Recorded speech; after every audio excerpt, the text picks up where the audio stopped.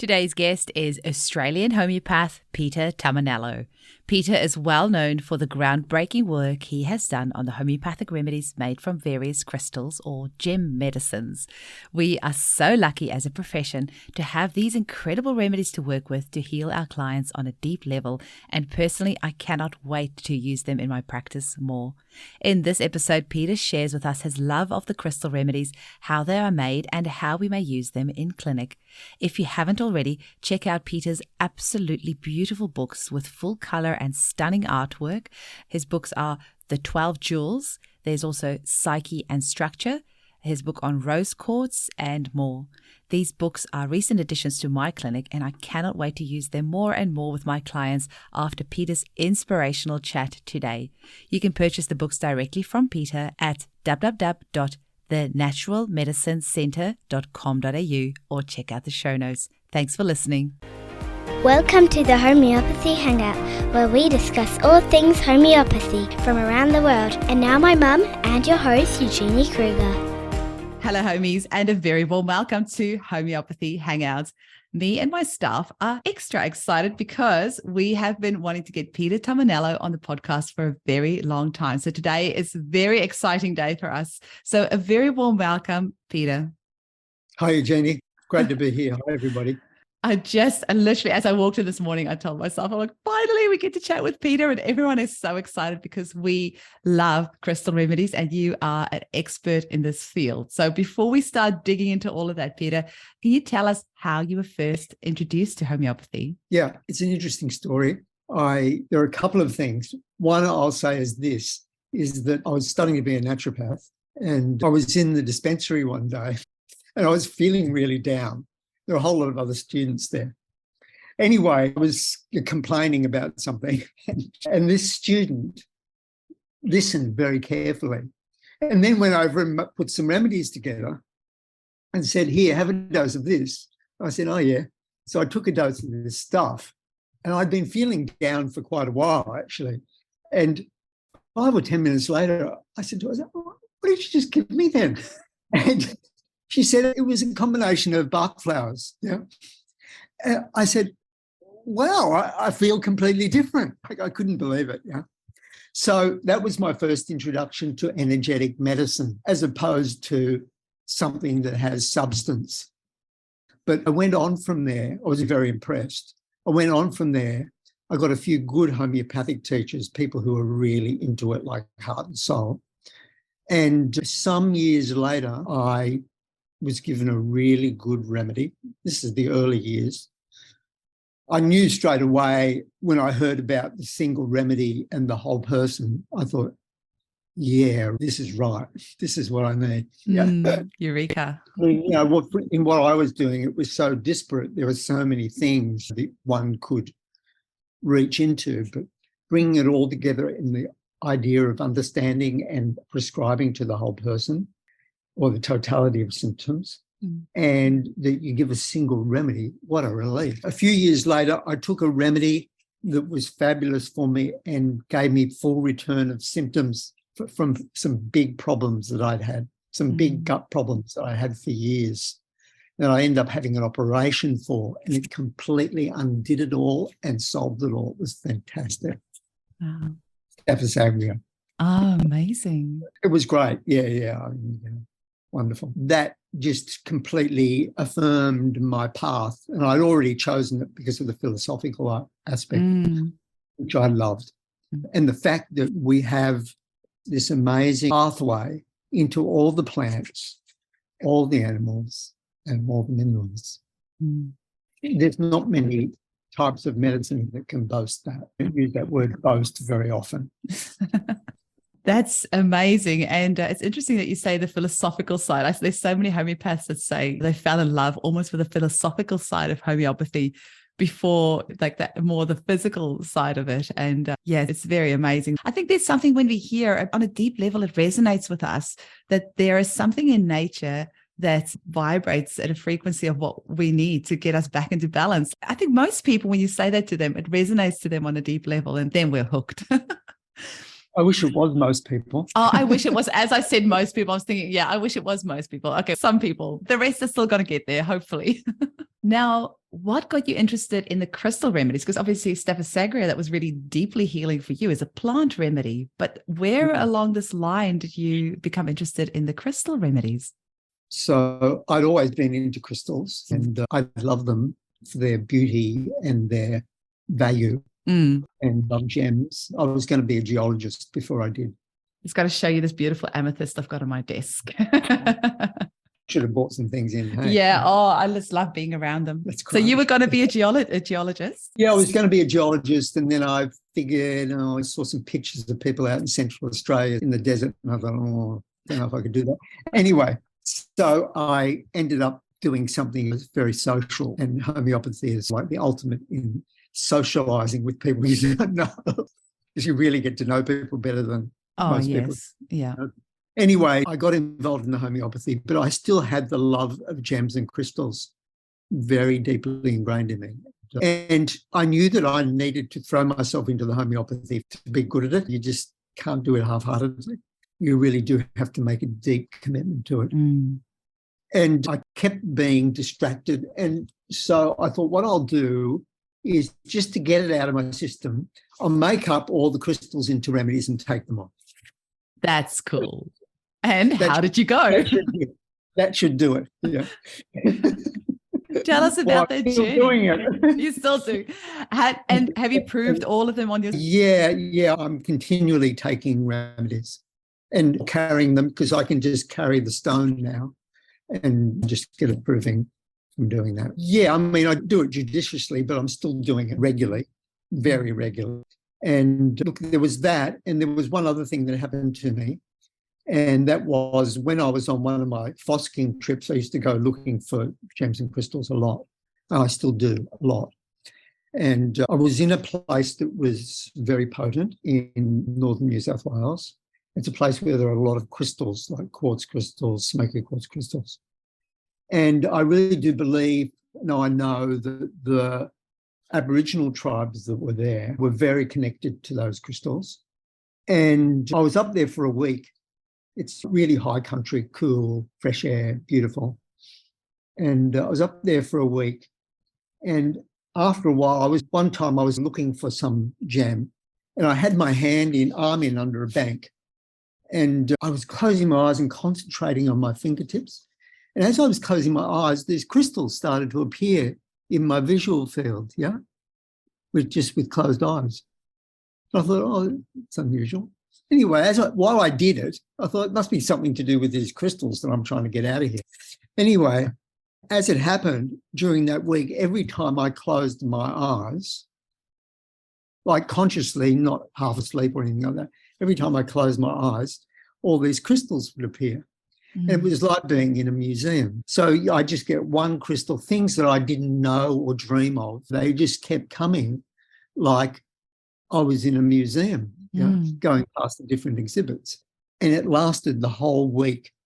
I could be with someone and say, I've got this weird thing happening. Every time I close my eyes, there's crystals appear. And I say, look, I'm going to close my eyes. And I say, look, there goes a green one. There goes a red one. It was like that. I ended up seeing hundreds of crystals. And I thought, there's something about that stuff that was like I was being shown what my future was. Those two things really played, that set off the whole thing. There is a third thing that I have to say, and that is that I had an experience with a crystal, and that crystal, you've got yours there. I keep this one around just for what is that? That's beautiful. Its amazing history for me. It's not my favourite crystal, but it is a special one for me. That's rhodonite. Rhodonite is beautiful. Yeah. Rhodonite is pink manganese silicate. And if you get and this is close to it, if you get the best rhodonite, it's a rich, deep pink. It's called imperial rhodonite. Anyway, so I was off on a trip on my own, and I was meditating, and I had a big vision of this stuff. And I was told some things about it in the vision, and I didn't even know what it was, but I knew the vision was really important. I packed up my car, drove 200 kilometres to a crystal shop, and found some rhodonite, and we proved it, and that was the first proving. Can you please tell us a little bit more about that? So how did you do it by yourself? Did you get people on board? How was the proving done? How did you make the remedy? I was running a college at the time, and I already had a proving group that met every month. Yeah. So I just brought it to the group and I said, hey, I've got something here. Yeah, let's do this. And so we did it, and it started us on a roll of proving the 12 remedies that came out in that book, 12 Jewels, that first book that I published about crystals. And did you do an immersion for that one, or was that one just holding the crystal, or did you grind it, or how was that proving done? We don't do any grind. I've never done any grinding of crystals, but I'm sure I made up an immersion of that in the first instance. We didn't just hold it. Yeah. I made up an immersion and we potentized it up, and we all took a dose and then did a meditation after taking the dose. Amazing. And what sort of themes came out of that? Look, it's a really important stone. It is really important because it is a life source stone. And so it's for our root chakra, our root energy center, which enlivens the rest of the job. Yeah. You can't be in the physical body without having a root chakra. Yeah. If the root chakra goes, you're gone. It enlivens that energy field, and in a very special way. It's a remedy for lots of things, and it's taken me more than the first proving to find out what it was for. But beside the inherent life force, invigorating the inherent life force, it's a very wonderful remedy for old wounds, healing old wounds. And it's a wonderful remedy for new starts and the effects of trauma. So where something is really blowing you away and you need to completely reorient yourself and to restart, rhodonite is a first-class remedy. Wow. Now, do you mean mental, emotional, spiritual wounds, or physical wounds as well? A lot. Wow. Amazing. Yeah, it's quite something. I think it was mentioned once in the past 130 odd episodes that we've had about why the crystals are immersed and not crushed. But maybe if this is somebody's first episode that they've listened to, can you tell us a little bit about why that's not done, or why you don't recommend it? So the first thing I have to say is that quite a few people do crush crystals to make them up. And when I heard about it, I was aghast. And I knew that there was something inherent in the crystal form that was important. And as crystals make shapes, there's this one I've got on my desk. You just showed us some beautiful ones. And that shape, there's something about that shape. So that comes out of the earth like that. Why would you crush it? Like, really? So the first thing is that you've destroyed the beauty and integrity of the crystal. Yeah, you've made it back into a mineral. For me, yeah, that's where it sits for me. I really, and when it came to the really valuable ones, like for diamond immersion, I got a really nice octahedral crystal of a diamond to make the remedy from. And why would you crush it? Seems like I would die. I can tell you resonate so deeply. I got a really, really beautiful ruby crystal and beautiful sapphires and emeralds.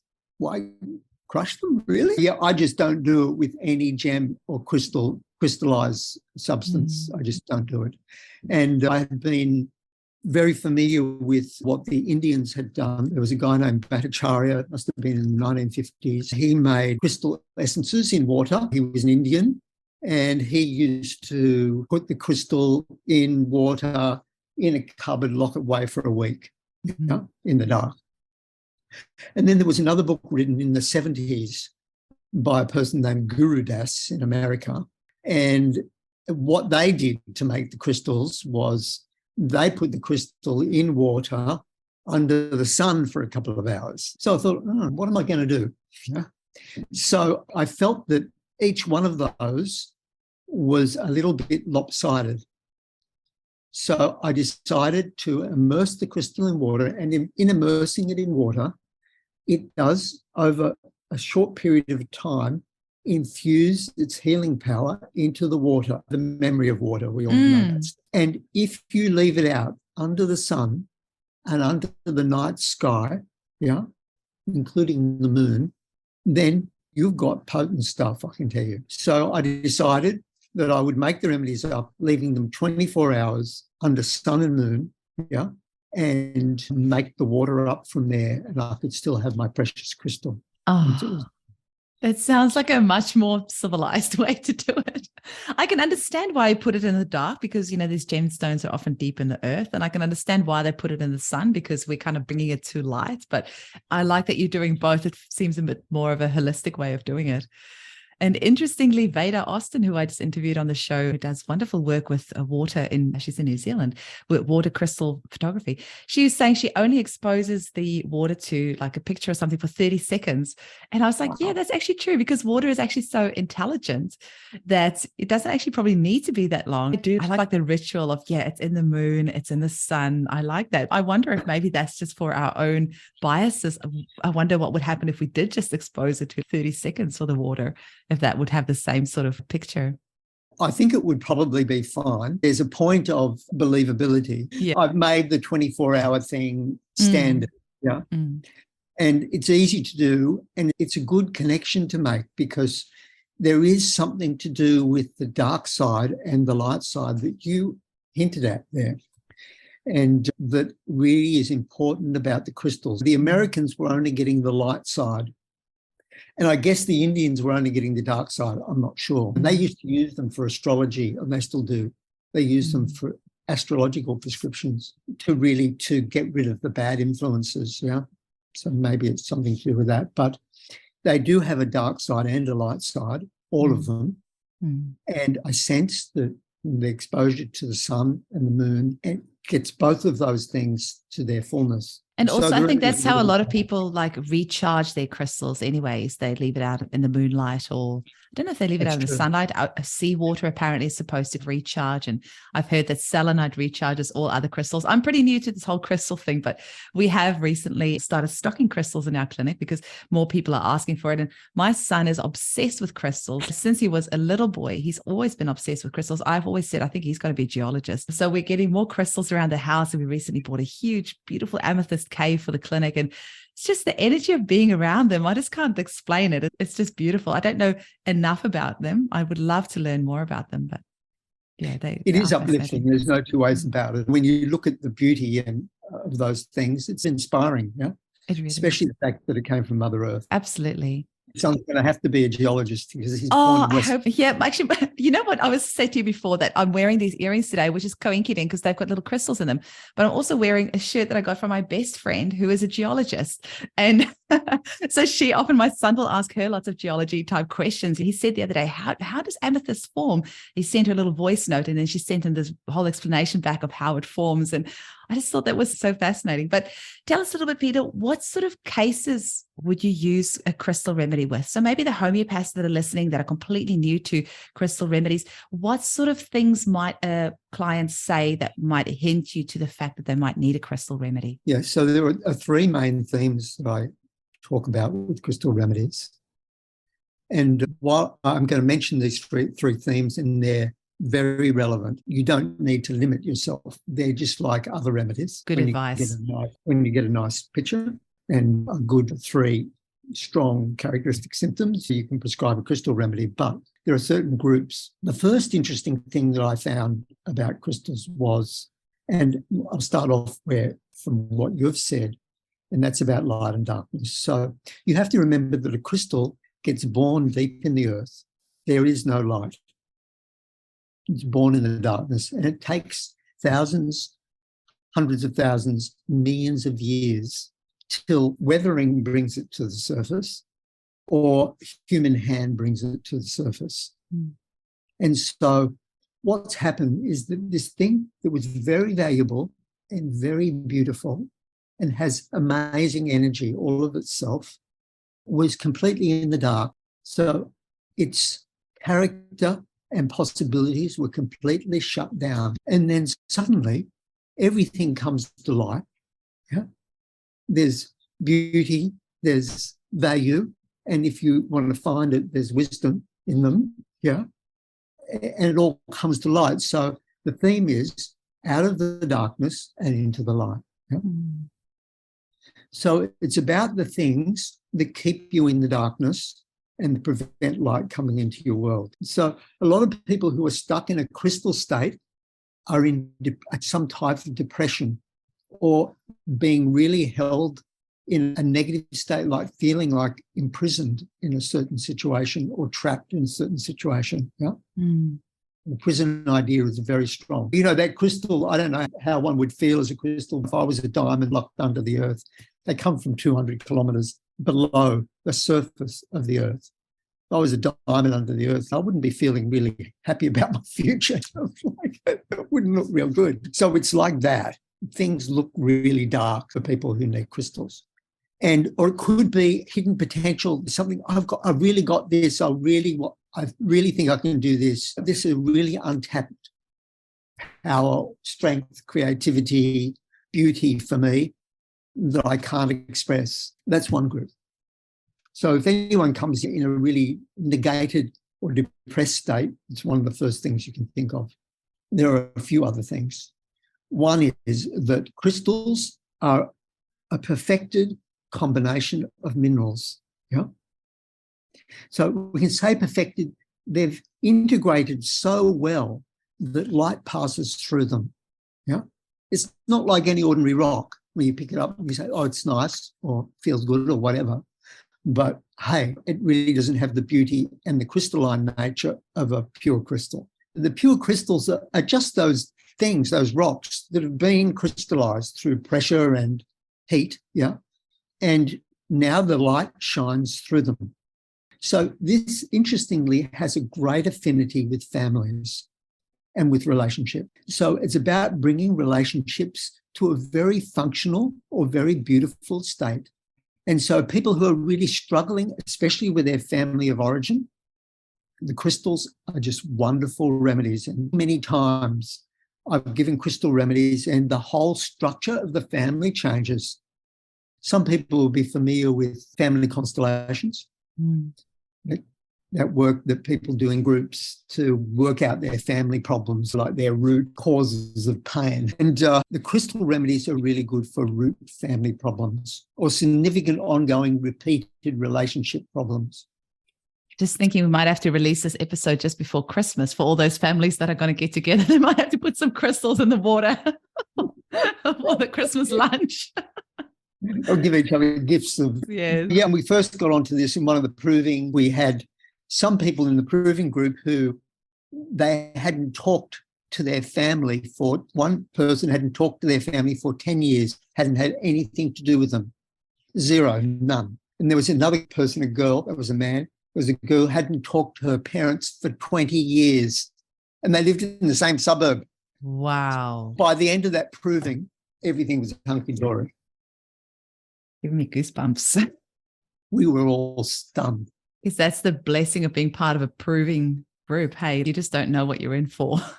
I could write a book about our adventures as a proving group. Oh, you should. Over 10 years. It was absolute. I won't go into it. It's a whole different story. Family dysfunction or relational dysfunction, yeah. Mm. Many marriages have been saved. Do you find like giving it to the clients and then obviously their energy changes and then the energy of the people around them changes in relation to that? Sometimes even like just after they've taken the first dose, the whole thing changes. Wow. Within hours, and you think, you know what it's like with energy. Yeah, I do. Yeah. And then there is a third theme. And that third theme is the other world. And it's the other world in terms of energy. Crystals give you an in to the sixth sense that might be for you. Yeah. Mm. Whether it's a natural intuitive sense that you have, whether it's some sort of perception that you have, some sort of clairaudience or just a connection with your own inner voice or energy fields, auras, all that business, which is part of our lives, but because of our materialized society, we're all closed off to it, as opposed to an indigenous society where it's just part and parcel of daily life. Yeah. It opens that up in the most wonderful ways. We did a turquoise proving years back, and after the proving, one of the ladies in the proving came to me and said, oh, look, after we started proving, someone tapped me on the shoulder and there was a guy there and he said, hi, I'm here for you with some spirit, right? I said, oh, yeah, fine. Anyway, I met her again 3 years later And we had a bit of a chat, and she said, that guy that came during the turquoise proving, I said, oh, yeah, I remember that. She said, he's still there. It had been 3 years, right? Hopefully in a good way. She got, he was guiding her. Yeah, amazing. Really good stuff for her. Yeah, It's just a guide. It's not weird. It's just someone close who isn't in a body. That's all. Yeah, and someone who's got goodwill for you, and who probably knows a bit more than you do. You can see the bigger picture. So they're the three main things of the gems. So my journey into the gems is still very new, but just recently I did one of Colin Griffith's seminars, and he talks about emerald being used to clear sort of generational trauma in the male ancestral lines. And how amazing how many therapies can say that they have this incredible tool that they can use to clear generational trauma. And I'm treating a family at the moment where I treat the mum and the sister, and then the mum's daughter, and then that grandchild. So it's 3 generations, but then there's a sister there as well. And it's incredible because you can feel that, and they've been sharing about their ancestors and the things that have been passed down. And you can just see that so much of what they're dealing with, it's not their stuff. It's generational stuff that's been handed down. And when you get to treat multiple generations, I'm sure you know this, Peter, you can sense that same sort of flavor or that same sort of energy in there, and how cool that you can give a remedy to clear the stuff that is not theirs, that have been energetically, epigenetically handed down. It's very exciting. It's extraordinary. The remedies goes to the whole of homeopathy, and especially the crystals, mainly because it's my thing, but the healing potentialities are so beyond what can be imagined in orthodox medicine. Well, there's a few little coinkydinks today, but of course there's no such thing as I say coinkydink, but coincidence. Coinkydink. I actually was at our crystal supplier yesterday because we've got these beautiful new string lights with little crystals on them. It's gorgeous. And I asked them, when are you getting your new crystal water bottles in? Because my daughter accidentally recently broke mine. Have you seen the water bottles with the crystals in them? And then she was saying, oh, we're getting some different ones in this time that you can put the little tumbled stones in, but they're not in contact with the water. And then suddenly I was like, that's actually probably a really good idea, because I've been drinking from this water bottle with a black obsidian in it for a few months. And I've probably in some way proven the remedy from drinking this water that's in contact with a crystal the whole time, which can be a good and a bad thing, but depending on if you're doing it consciously or not. What do you think about that? Some people I know will put crystals in their water to kind of restructure the water and have good energy in the water. What do you think of people that just put crystals in their water and drink it on a daily basis? I think it's fine, but I think you do have to be aware of the proving effect. But for most people, it tends to be fine. I don't do it, but I'm going through many crystals, and so I usually just carry them with me, sleep with them, things like that. But you could do the same thing with water, but over months and months, please be careful. Okay, Provings do happen. Yeah, they do. Can you please tell us a bit about your books, Peter? Because you have written a couple of beautiful books, and I know you've got them up there. So for those, let's maybe if we end up putting this video up on YouTube that want to have a look. The first book is 12 Jewels, and that was a book that was a result of the proving group that I mentioned to you before. And that group, we were convened from 1994 to 2005. And so we met every month and we proved the 12 remedies in this book. And we did those provings 2 or 3 times. And then people came from the outside and offered us provings of those too. And so some individuals and some groups.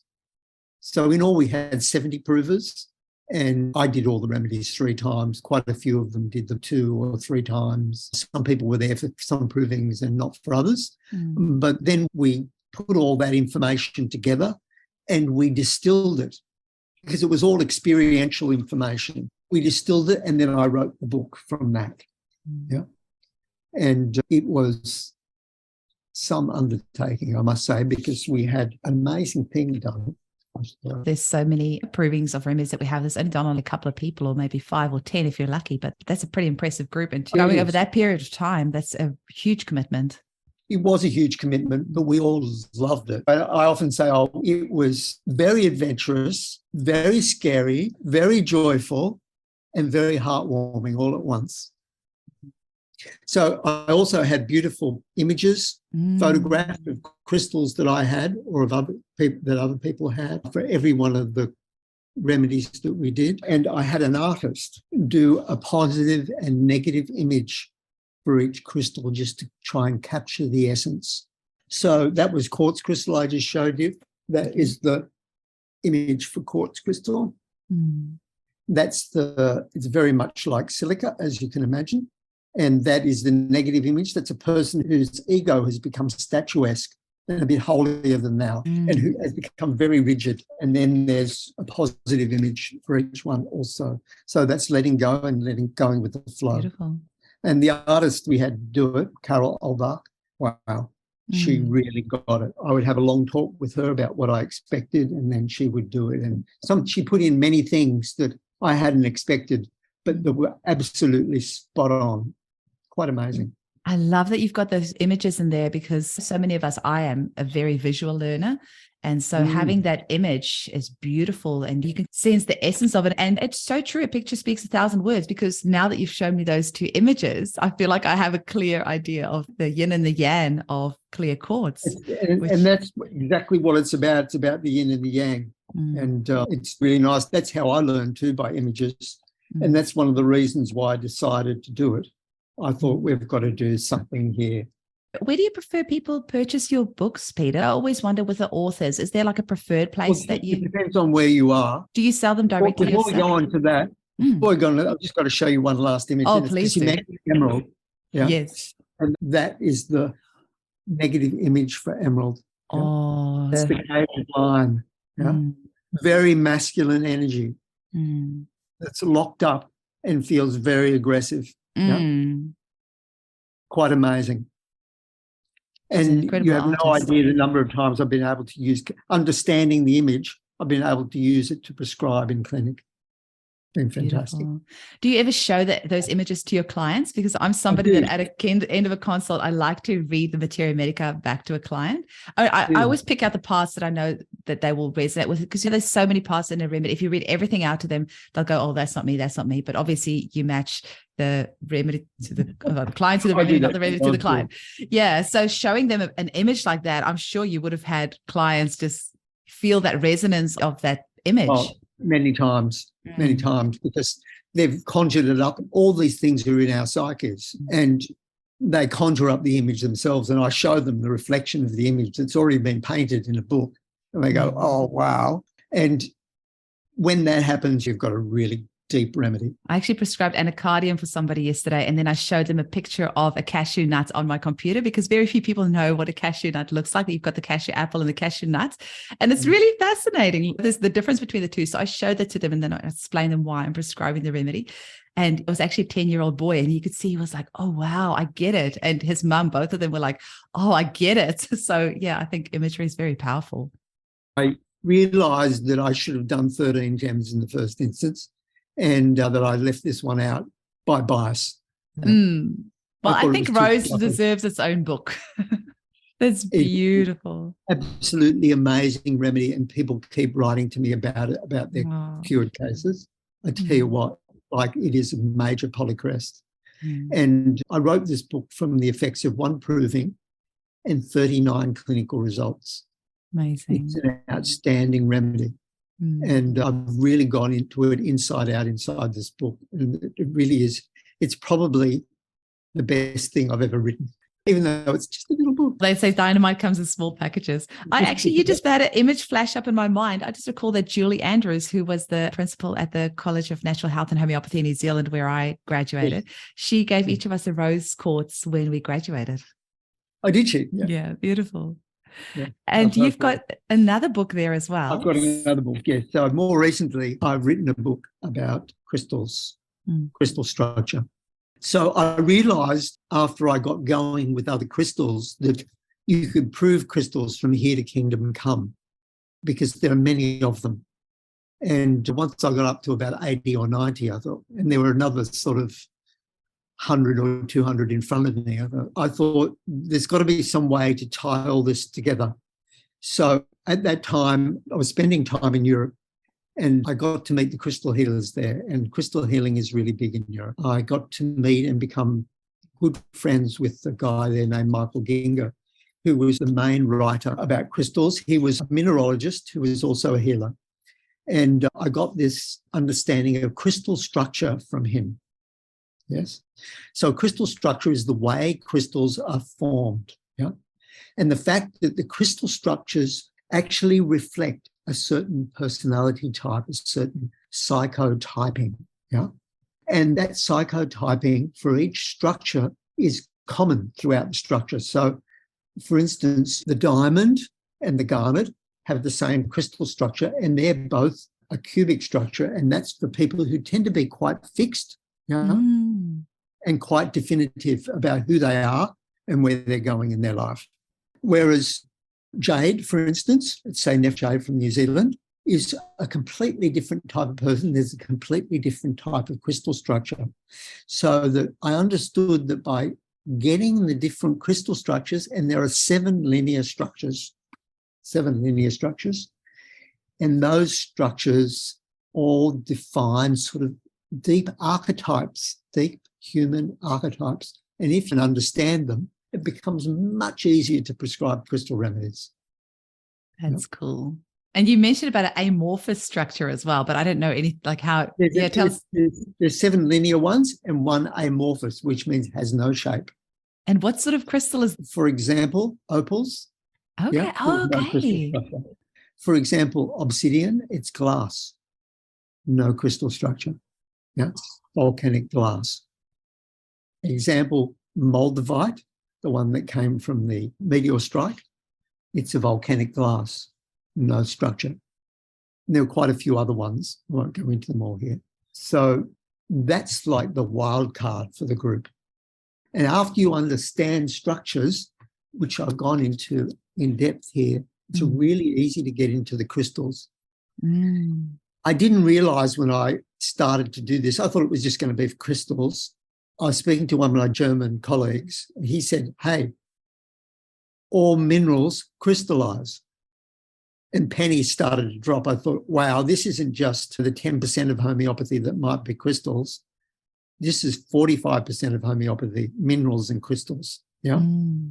And so once you understand crystal structure, you've understood all the minerals too.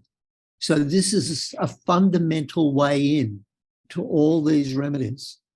So any mineral or any crystal that you study, one of the first things that I like to do is find out its structure. And that book that I published in 2017 discusses and unearths all of that information. I studied 400 cases and provings to write that book. The first book took me 11 years and the second book took me 11 years. Yeah. I think a lot of people will complain about how expensive homeopathic books are, but that gives you the reason as to why. Because there is so much work that goes into what you've produced for us to just enjoy. If you think you get any, just for those who buy books, if you think that the author gets any recompense, it's like a pittance. I've heard that. It's an incredible labor of love. And yeah, you have to sell hundreds of thousands of a book to make money. But yeah, it's a labor of love. I can highly recommend it if you're interested in this field. And the bonus with the crystal structure is not only does it open it to crystals, it opens it to minerals. And now we're understanding that it actually opens it to plants and animals. Yeah. Because of the mineral structure in the plants. With the minerals and the crystals, you can work it out through science. With the plants, you have to work it out from cases. Yeah. But they're there. The crystal structures are all there. Yeah. For instance, rustox, anacardium, just to talk about the anacardiaceae, rustox, anacardium, rus venenatum, all those remedies, I understand their structure. So I understand the type of psyche that's going to come in associated with those remedies. Yeah. And that's how I work these days. So where do we get the books from? So where do you get the books from? So if you're in Australia, you can get them from my clinic. So just get in touch with the clinic and say, I want X, Y, and Z. We'll let you know. And it's on the website. It's not an automatic thing on the website. You actually have to speak to someone and you can do that. Or you can get them. There's some of my books online at the Book Barn in Sydney. run by the Aurum Project. I do happen to know they got a new delivery of books last week because I asked to. I didn't realize that you sell it directly, embarrassingly. So I contacted Lindley at the Book Barn, and she has just had a new shipment of your books. So I know that they're in there. Very good, yes. So you can get them from there or from the Book Barn. It's fine. If you just want to do it online, that's fine. If you want to speak to us and you want to discuss which books you can get, you should get. And I do have a few other books that are associated with my remedies that won't be at the Book Barn, but hey, they're all on my website. At least the information about them is on the website. Amazing. So if you're in Australia, that's where you can get them. If you're overseas, best to get them from Narayana in Germany, who are my publishers. Amazing. Wow, Peter. That you have not disappointed. Completely lived up to everything I was hoping for this episode, for myself, my staff, and for our listeners. And I know You're very gracious. So many. Hey, I said you're very gracious. Oh, you've put so much work. And Peter, when I speak to you, your passion and your love and your knowledge of this just completely emanates out of you. You can see that this is something that you live and breathe. And it's so wonderful to learn from somebody like that. And when you said you had True. I do live and breathe it. Yeah. And you know when you said when you were studying, yeah, exactly. When you were studying homeopathy yourself and you had these passionate lecturers, like when you learn from somebody like that, ignites something in you on a different level. If you want to leave our listeners with a last message and just your website and any other last messages that you want to leave them with. Yeah, a last message. Don't be daunted. Keep going. Whatever happens. Just keep going. Homeopathy is miraculous and it has so much gold waiting for you in it. Yeah.